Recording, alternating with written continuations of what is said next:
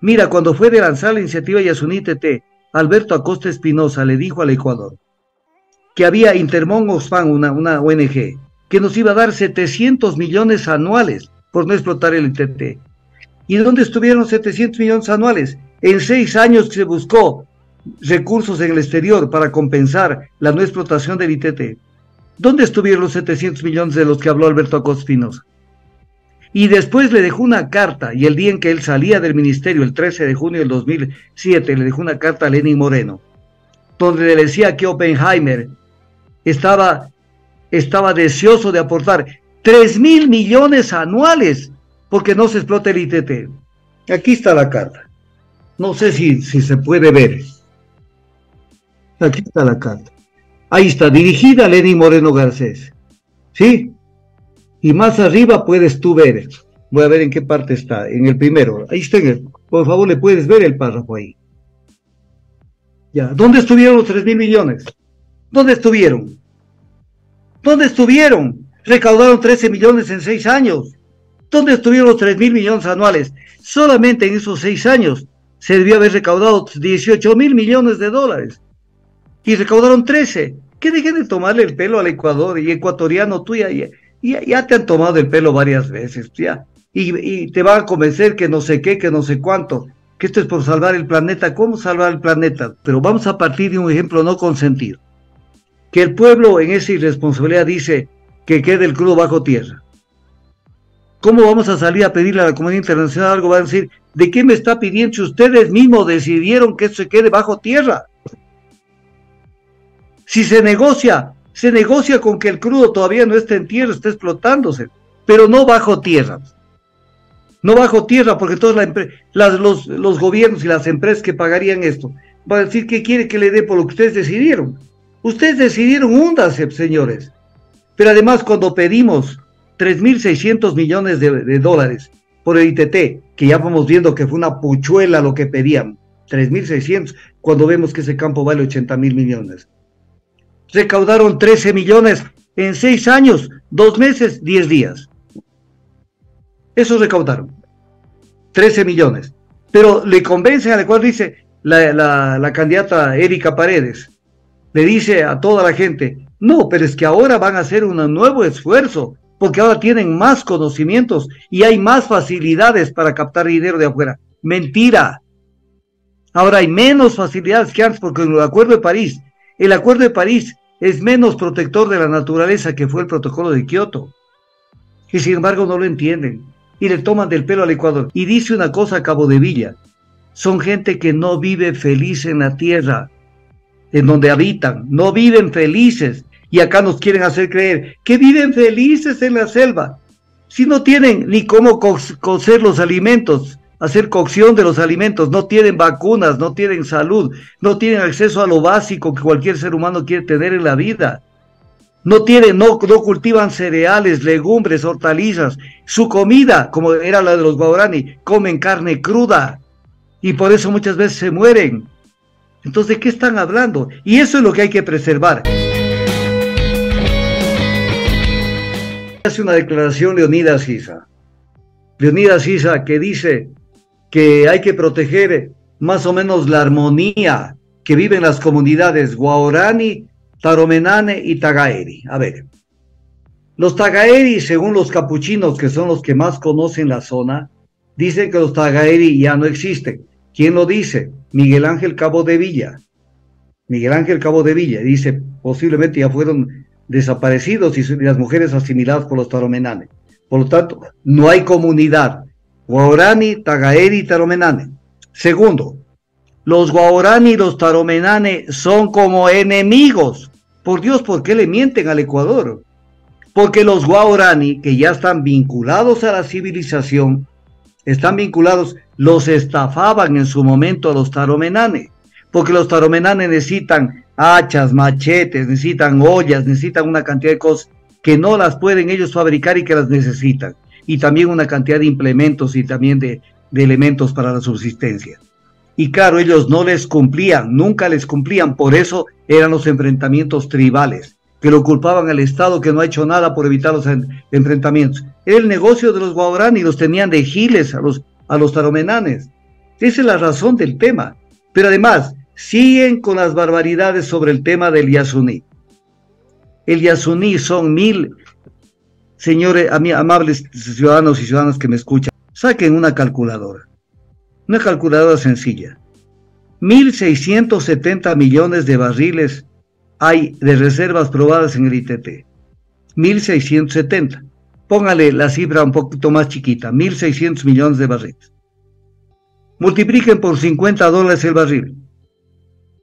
Y le sale que ese campo vale 80.000 millones de dólares.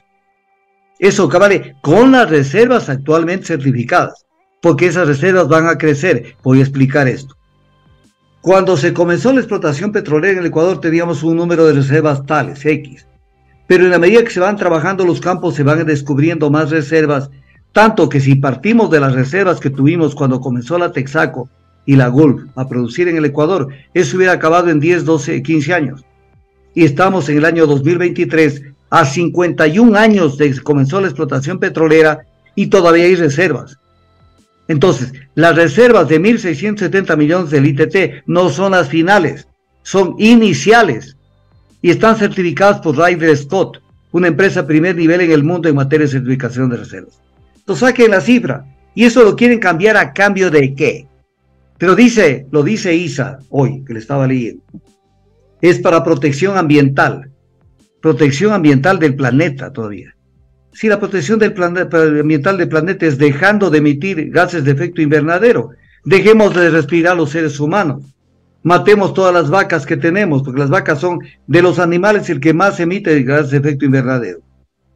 Y una cosa, cuando prendemos un carro, tú, a lo que termines esta entrevista, tendrás que prender tu carro.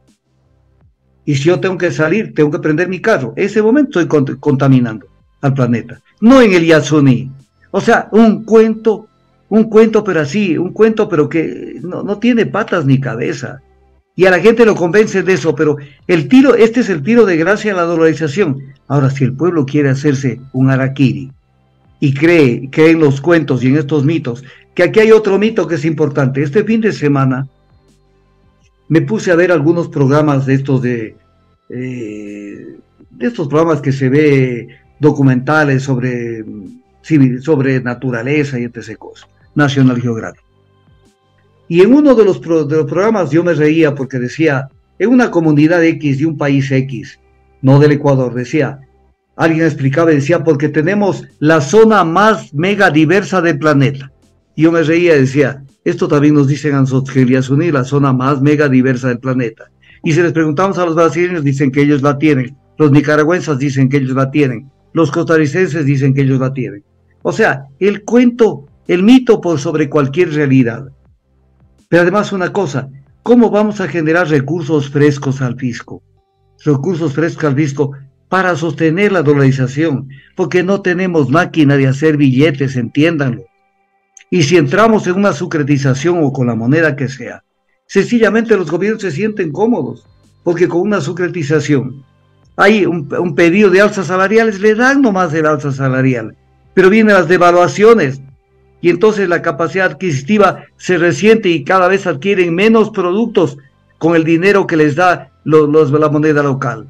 Entonces, si no entienden que hay que cuidar el dólar como moneda que nos da capacidad adquisitiva, nos vamos al diablo, pero además no vamos a tener ni siquiera para comprar combustibles, porque le venden el cuento de que a la vuelta de la esquina está la transición energética. La transición energética no está a la vuelta de la esquina. La transición energética es un proceso que ningún país en el mundo, por más desarrollado que sea, ha podido iniciar seriamente este proceso. Por eso es que hay guerras como las actuales, que son por el petróleo. ¿Por qué están peleando en Ucrania y Rusia? Porque ahí hay petróleo y gas. ¿Por qué no pelean en Namibia o por qué no pelean en Uganda? Porque allí no hay esos recursos indispensables para la sociedad. Entonces, pero acá que dejemos el crudo en tierra, y somos el único país en el mundo, entiéndase, el planeta Tierra, que estamos llevando una consulta para dejar el crudo en tierra, se nos van a reír. Pero además, si esto es importante verlo, vamos a partir de un ejemplo. Digamos que el pueblo comete la equivocación más fatal que puede cometer, porque un país no puede vivir sin energía. Incluso la Constitución habla de la soberanía energética. ¿Cómo van a tener soberanía energética el Ecuador? Si estamos matando la fuente de energía primaria más importante del Ecuador, que genera el 90% de la energía primaria, porque no es que genera el 30 ni el 40%. Entonces viene el tema, pero vamos a partir de un ejemplo no consentido, que el pueblo en esa irresponsabilidad dice que quede el crudo bajo tierra. ¿Cómo vamos a salir a pedirle a la comunidad internacional algo? Va a decir, ¿de qué me está pidiendo si ustedes mismos decidieron que eso se quede bajo tierra? Si se negocia con que el crudo todavía no está en tierra, está explotándose, pero no bajo tierra.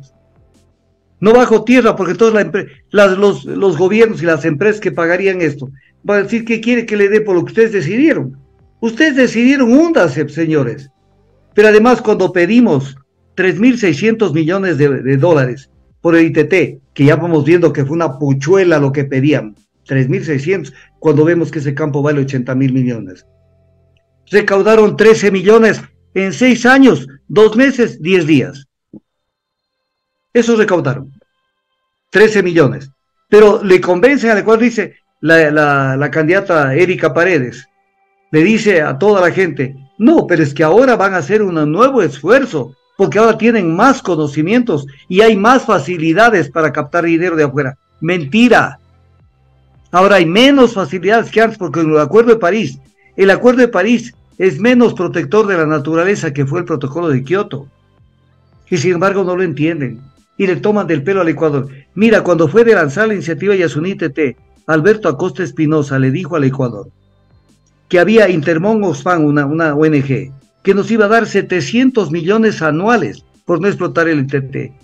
¿Y dónde estuvieron 700 millones anuales? En 6 años que se buscó recursos en el exterior para compensar la no explotación del ITT.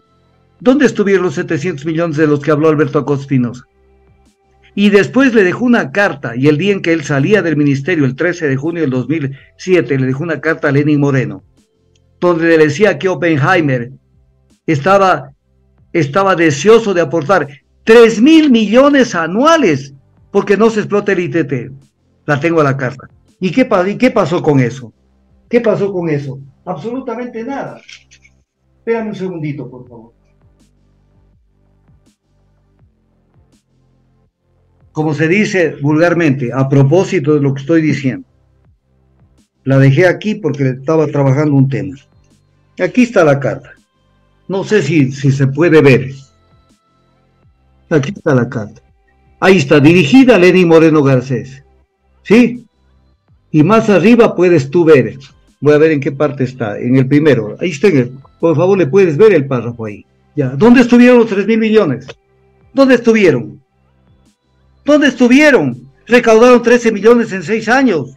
¿Dónde estuvieron los 3.000 millones anuales? Solamente en esos 6 años se debió haber recaudado 18.000 millones de dólares.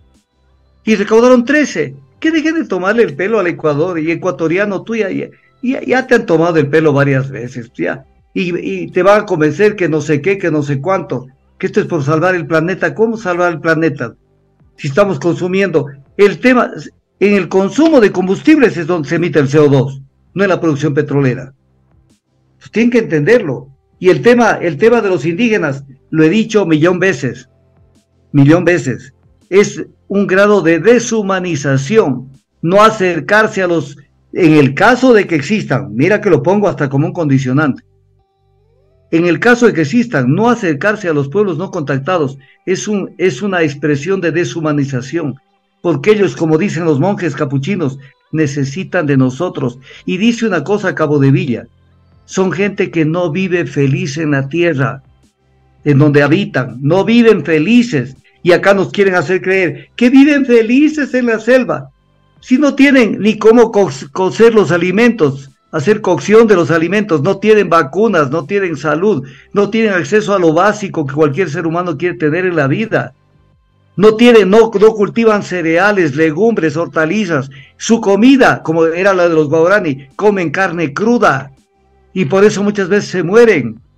Entonces, ¿de qué están hablando? Y eso es lo que hay que preservar. Incluso decía esta persona que estuvo en Ecuavisa, que cómo podían sustituir esto con turismo comunitario, decía, llevando a la gente a que vea el Yasuní. O sea, quieren entrar al Yasuní para que vean el Yasuní, pero están prácticamente a esa selva, la están entonces destruyendo, pues llevando gringos allí. O es que esas cosas sirven solamente para que los gringos vengan a fotografiar a indios desnudos o lo que sea, indígenas desnudos. Entonces, terrible el Ecuador, mi querido amigo.